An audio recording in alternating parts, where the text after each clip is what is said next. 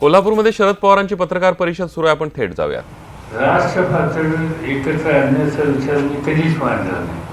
मी सतत एक सांगतोय की राज्यात एकत्र आणायचे, आणि त्याचं कारण आता उदाहरणार्थ राष्ट्रवादी काँग्रेस पक्ष देश पातळीवर एकत्र यायचं म्हटलं, आणि उद्या राष्ट्रवादीने सांगितलं आम्हाला तामिळनाडूमध्ये जागा पाहिजे. आमचा अधिकार नाही तामिळनाडूमध्ये जागा बघायची, पण खूपदा पक्ष काय करतात, कोण कार्यकर्ते असतात. आज राष्ट्रवादी काँग्रेस पक्षाचा तामिळनाडूचा अध्यक्ष आहे, पदाधिकारी आहे, पण निवडणूक लढवायची ताकद त्यांच्यात आहे का, त्या संबंधीची शंका आहे.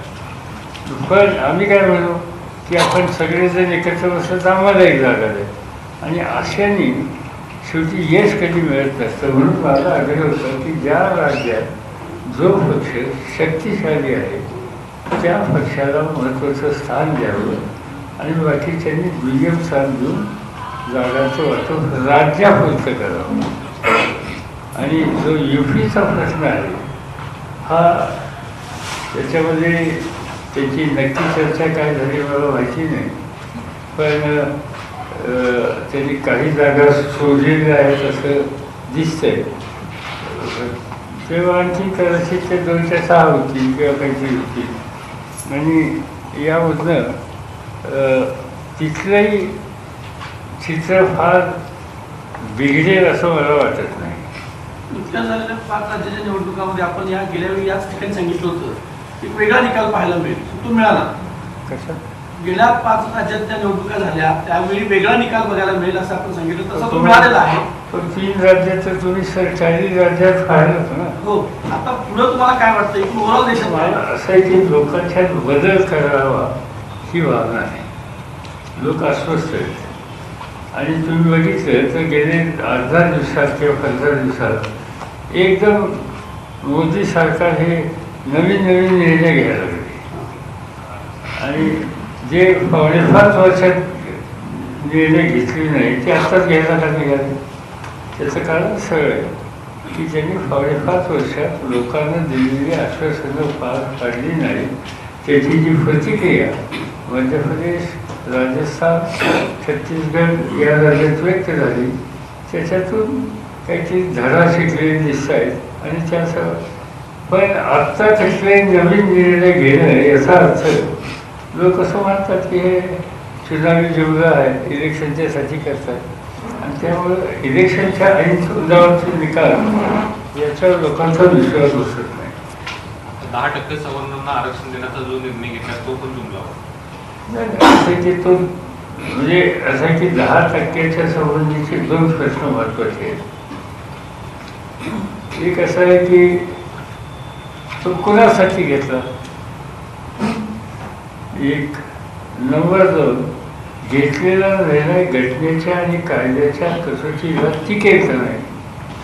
आज देशातले सगळे निधी तज्ञ आहेत, त्यांचं म्हणणं टिकणार नाही, आणि त्याचं कारण ते सांगतात की सुप्रीम कोर्टाने यापूर्वी स्वच्छ असा निर्णय दिलेला आहे की 50%च्या वर आरक्षण असता कामा नये. 50%च्या वर आरक्षण देण्याच्या संबंधीचा निर्णय काँग्रेस आणि राष्ट्रवादी काँग्रेस यांचं सरकार असताना महाराष्ट्रात घेतला, तो कोर्टात टिकला नाही. गुजरातने लेवा आणि पाटीदारांना 50%च्या वर जागा दिल्या, ते टिकलं नाही. राजस्थानमध्ये 2 वेळेला त्यांनी निर्णय घेतला, तोही कोर्टामध्ये टिकला नाही. आता 1दा 2दा 3दा सुप्रीम कोर्टाने त्याच्यावर भाष्य केलं असेल आणि नकाराची भूमिका घेतली असेल, तर आता एकदम काय करतील हे मला सांगता येत नाही, पण तज्ञ सांगतात की हे टिकणार नाही. एक. आता सरकारचं म्हणणं असं आहे की आम्ही घटनेत दुरुस्ती केली, आर्टिकल 15 आणि 16 याच्यामध्ये घटनेच्या आम्ही बदल केला, आणि तिथं त्यामुळे यावेळी टिकेल. तज्ज्ञांचं म्हणणं आहे, मी काही घटनातज्ञ नाही, पण घटनातज्ञांचं म्हणणं आहे, त्याच्याशी मी तासनतास चर्चा जाऊन केली. त्यांचं म्हणणं असं आहे की सुप्रीम कोर्टानं यापूर्वी 2-3 वेळेला असा निकाल दिला आहे की बाबासाहेब आंबेडकरांनी केलेल्या घटनेचा मूळ ढाचा हा बदलायचा अधिकार पार्लमेंटला नाही, हे सुप्रीम कोर्टाने सांगितलेलं आहे. आता आर्टिकल 15 आणि 16 याच्यात बदल करणं याचा अर्थ तो ढाचा बदलला जातो असं त्यातले तज्ज्ञ सांगतात, आणि ते असेल तर त्यामुळे हे टिकणार नाही अशा प्रकारची भावना त्याच्यात आहे. सर नगर दुसरा एक विषय त्याच्यात आहे, असं एक सांगण्यात आलं की सवर्णांना हे आम्ही सगळ्यांना देणार. सवर्ण म्हणजे कोण? आपल्याकडं 50% आरक्षण आहे, ते कोणाला आहे? SC, schedule caste, schedule tribe आणि OBC, हे 3 घटकांना 50%. आता या 50%च्या बाहेर राहिले कोण?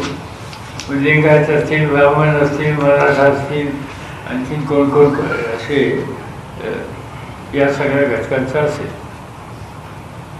आता त्यातले 10% काढले आणि या वर्गाच्यासाठी सवर्णांना आम्ही देणार म्हणून सांगितलं. आता हे कशाच्या आधारे देणार? त्याच्यात त्यांनी सांगितलंय की आर्थिक आणि शैक्षणिकदृष्ट्या जे मागासलेले आहेत. आता आर्थिक आणि शैक्षणिकदृष्ट्या जे मागासलेले आहेत अशा कुटुंबातल्या मुलांना नंतर मुलाखतीमध्ये प्राधान्य दिलं जाईल आणि त्यांना नोकरीमध्ये आरक्षण दिलं जाईल किंवा प्रवेश दिला जाईल, हे त्याच्या मागचं सूत्र आहे. आता विचार साधारणतः हे करायचा. मला ज्यावेळेला हा निर्णय झाला त्यावेळेला उत्तर प्रदेशमधले काही लोक भेटले, अतिशय आनंद झाला. त्यांनी मला सांगितलं हे आमचं याच्यात कल्याण झालं. म्हणजे कसं ते त्याने असं सांगितलं की आता कुठल्याही राज्यात तुम्ही असं बघा, आर्थिक आणि शैक्षणिकदृष्ट्या मागासलेले घटक कोण आणि त्याच्यातून गुणवत्तेवर घ्यायचं.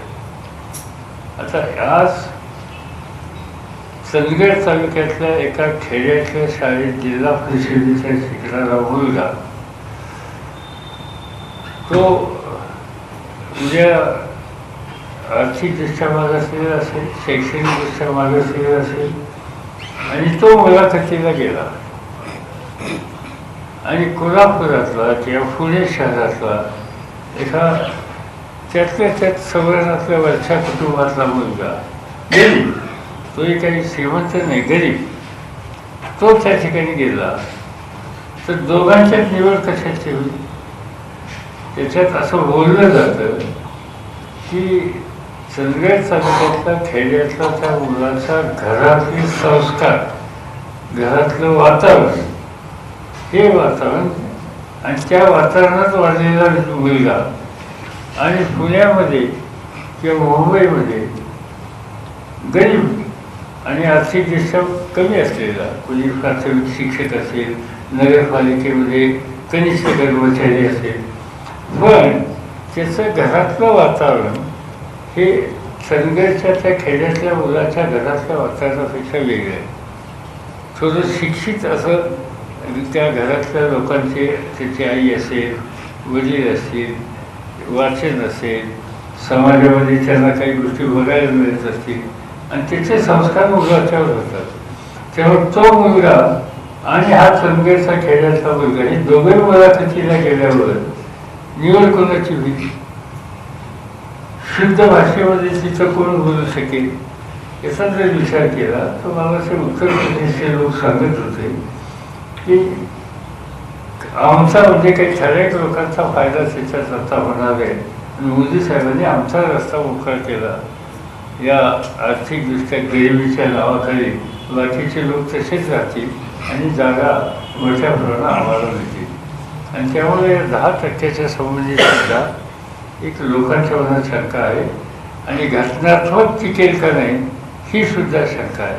हे दोन्ही प्रश्न त्या ठिकाणी आज आहेत आणि त्यामुळं नक्की ज्यांना हवं आहे त्यांना ते आरक्षण मिळेल का नाही. SC, ST, OBC यांचे आरक्षण धक्का लावायचं कारण नाही, ते फोटे केले आणि त्याला आमचा सगळ्यांचा पाठिंबा आहे. बाकीच्या सवर्णांच्यामध्ये जे शिक्षित आणि बऱ्या परिस्थितीचे असतील त्यांच्याच कुटुंबातला त्याचा लाभ मिळेल अशी एक धारणा आहे. बघावं लागेल असं काय होते ते. साहेब, संग्राम जगतापांच्यावर अजून कारवाई झाली नाही, बाकीच्या नगरसेवकांच्यावर झाली, पण संग्राम जगतापांच्यावर अजूनही कारवाई नाही नगरबाबत. मला माहिती, मी हे राज्यात बघत तुम्ही जयंत चौकातल्यांना विचारा. मी आज वाचलं, माझ्या पेपरवरून वाचलं. साखर उद्योगाच्या संदर्भात आपण पंतप्रधानांची भेट घेतलेली आहे. मुख्यमंत्री सुद्धा साखर संघाच्या सभेला आले होते, तेव्हा सुद्धा त्यांच्याकडे साखर उद्योगाला मदत केली पाहिजे अशी भूमिका व्यक्त केली. परंतु अजून सरकार सुद्धा भूमिका मदतीची घेत नाही, त्याची जाहीर करत नाही. दुसरीकडे नितीन गडकरींनी सांगितले की सरकारनं आता अनुदानावर विसंबून राहू नये सरकारच्या आणि तुम्ही स्वयंपूर्ण व्हावं. अशा परिस्थितीत उसाचा प्रश्न कसा संपणार आणि आता तर आंदोलन सुरू झाले. कसं आहे त्याच्यामध्ये केंद्र सरकारने काय दरांनी ऊस घ्यावा या संबंधीचा एक निर्णय घेतला. त्याची ऊसाची किंमत ठरवली. आता ती किंमत ठरवल्याच्या नंतर त्या ऊसाची साखर तयार होणार, साखर बाजारात विकणार आणि विकल्याच्या नंतर त्या साखरेला काय किंमत मिळणार याच्यावर तो भाव देण्याच्या संबंधीची स्थिती होती. आज दोन गोष्टी मला दिसतात. एक विशेषतः कोल्हापुरात दिसते, कारण कोल्हापुरात अख्ख्या सकाळच्या वर्तमानपत्रात माझ्या वाचनात आलं की काही आंदोलन वगैरे या संबंधीच्या गोष्टी आहेत. आता हे आंदोलन कशासाठी आहे? त्याच्यात आंदोलकांचं म्हणणं वर्तमानपत्रात आलेली बातमी खरी असेल तर, माझं काही कोणाशी बोलणं झालं नाही. ती बातमी अशी आहे की एका रकमेनं आम्हाला पेमेंट करा. मी शेतकरी आहे, ऊस उत्पादक, उदाहरण सांगतो. माझा ऊस एखाद्या कारखान्यात गेला, तो कारखान्यात गेल्याच्या नंतर समजा आज माझ्याकडे तोड आली आणि माझा कारखान्याला संध्याकाळपर्यंत ऊस गेला, त्याच्यानंतर उद्या माझा ऊस गव्हाणीत जाईल आणि त्याचं गाळप होईल आणि 2 दिवसांनी त्या गाळपाच्या रसापासून त्याची साखर जाईल. त्याच्यानंतर ती साखर एक साईडला दाखवून गोडाऊनमध्ये ठेवली जाते. ती साखर एका वेळेला आम्ही सगळी विकत नाही. ती साखर आजही तुम्ही कुठल्याही कारखान्यात गेला तर बहुतेक ठिकाणी स्टॉक असेल, 1 लाख कोटी 2 लाख कोटी काही ना काही. आणि त्यामुळे एवढी साखर शिल्लक असलेली ती वर्षभर जवळपास राहते. आता ती जर विकली नाही तर ऊसाचे पैसे कशात न देणार?